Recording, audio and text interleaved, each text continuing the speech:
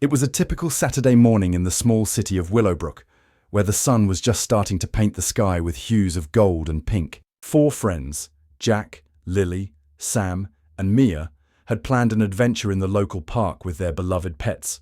Jack's golden retriever, Scout, Lily's Siamese cat, Luna, Sam's energetic hamster, Turbo, and Mia's talkative parrot, Captain.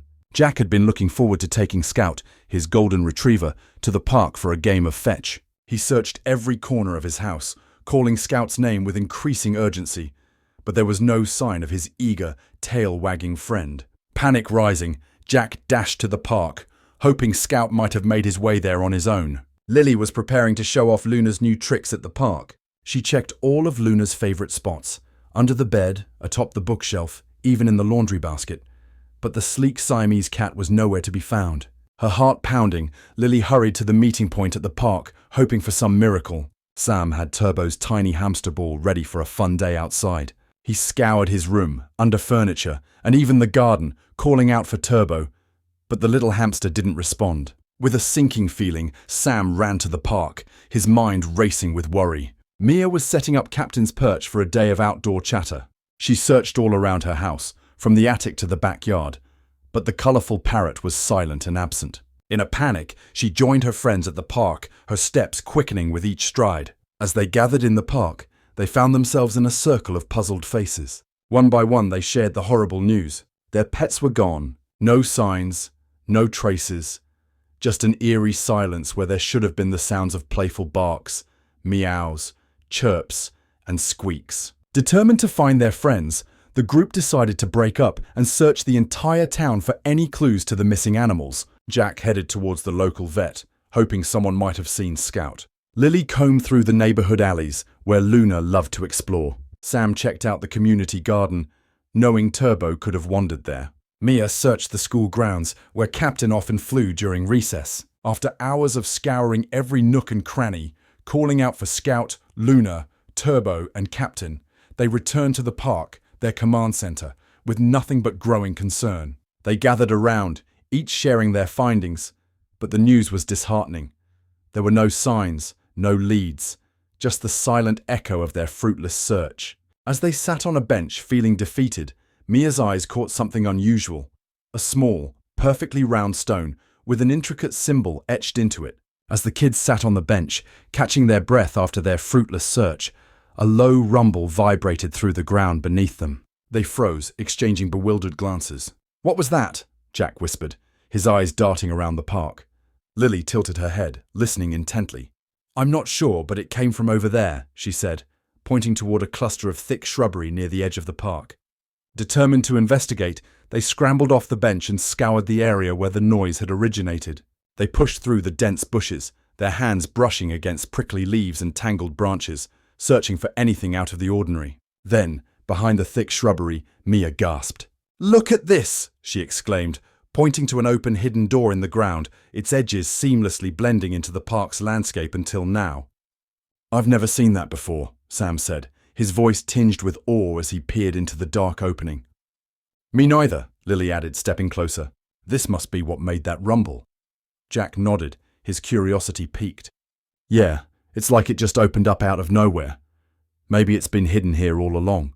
The door sloped downward like a ramp, leading into the earth, and the kids stood at its edge, staring into the unknown, their hearts pounding with a mix of fear and excitement. The kids exchanged glances, their adventure instincts kicking in. "Do we dare?" Jack asked. With a unanimous nod, they descended into the unknown. The tunnel was dark at first, but soon lit up by bioluminescent moss and fungi, revealing walls with murals of animals. The path led them deeper, twisting and turning until they emerged into an astonishing sight. An underground city, vibrant and teeming with life. But not human life. This was the city of lost pets. Everywhere they looked, there were animals of all kinds. There were cats lounging atop ancient ruins, dogs playing fetch with invisible sticks, birds singing in a sky of artificial light, and even a section where small animals like hamsters and rabbits had their own miniature cities. A wise old owl perched on a high branch noticed their arrival. "Welcome to Petopia, children," he hooted. "I am Owlin, the keeper of this city. Your pets have found their way here, as many do when they are lost in your world. How do we get them back? Lily asked, her voice laced with urgency. Your pets wish to return to you, but they need to see your love for them is unwavering, Owlin explained solemnly. By demonstrating your affection and connection, they will readily leave their new surroundings to come back to you. The first trial was for Jack. They entered a vast room filled with mirrors, each reflecting a different version of Scout.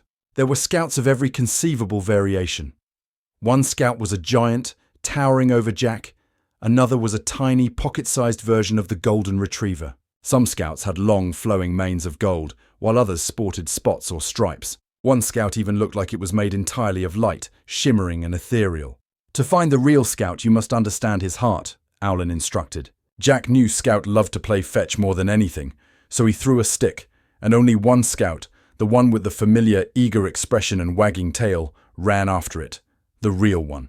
Lily's trial was next. She entered a labyrinthine garden where each rose was not just a flower but a singer, each emitting a unique note that blended into a cacophony of melodies.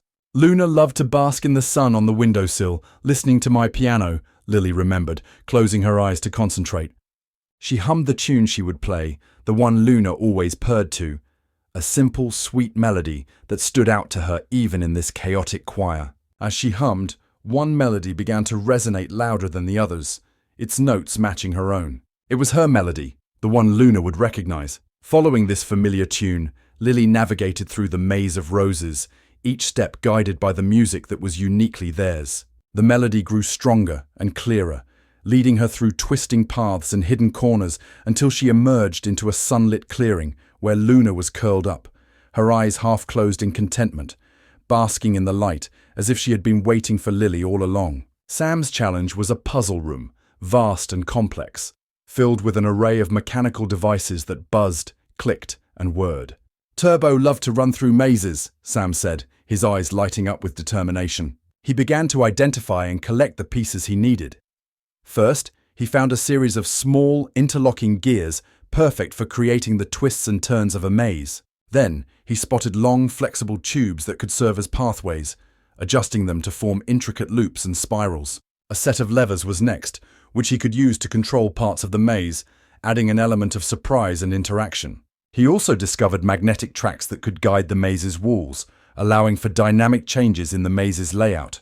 Lastly, he grabbed a collection of pulleys and ropes to elevate parts of the maze, creating multi-level challenges. With all these components, Sam began to construct the maze. It was a colossal structure, easily filling the entire room, its walls reaching high overhead, creating a 3D labyrinth that stretched in all directions.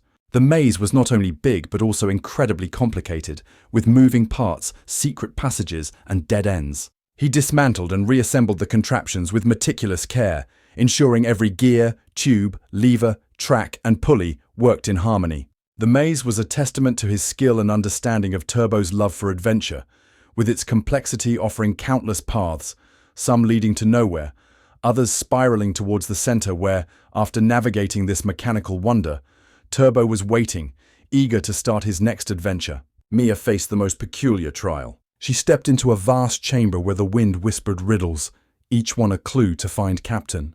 Captain always loved riddles, Mia laughed, ready to face the challenge. The first riddle came, carried on a gentle breeze. I speak without a mouth and hear without ears. I have no body, but I come alive with wind. What am I? Mia thought for a moment before answering with a smile. An echo. The wind, pleased with her answer, picked up, guiding her further into the chamber. The second riddle was whispered with a bit more force. The more you take, the more you leave behind. What am I? Footsteps, Mia answered confidently, and the wind swirled around her, pointing her in the right direction. The third riddle came with a gust that made her hair dance. I have keys but no locks, space but no room. You can enter, but not go outside. What am I? A keyboard, Mia exclaimed, knowing Captain's love for interactive games. The wind now roared, leading her down a corridor. The final riddle was a challenge, spoken with a howl. I can fly without wings, I can cry without eyes. Whenever I go, darkness flies. What am I?